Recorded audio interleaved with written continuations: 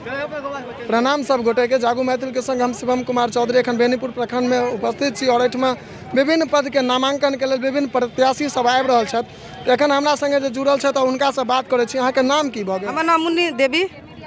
कोन पंचायत से अहाँ छी? वार्ड पंचायत। कोन पद के लेल नामांकन करेलिए? मुखिया पद से।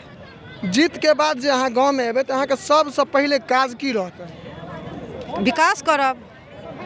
विकास के। और मान लिअ गाँव में जे एखन विभिन्न प्रकार के समस्या सब छै, जेना बहुत गाँव से हमरा सबके इहो पता चलैया जे ओहिठमा इंदिरा आवास होए चाहे शौचालय वाला हो, ओहिमे किछु घूस के रूप में लेल गेलै, ताहि पर में अहाँके की विचार? एकदम नहीं लै देबै घूस, एकदम करबै एकदम ईमानदारी से काम। जनता के जे मतदाता अहाँके छथि, अहाँ हुनका किछु संदेश देबऽ चाहबनि? की संदेश देबै? जे किछु आश्वासन देबऽ चाहै छियनि मतदाता के?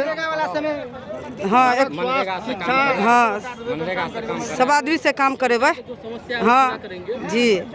चलो बहुत सुंदर। एहि के संग जय मिथिला, जय मैथिली।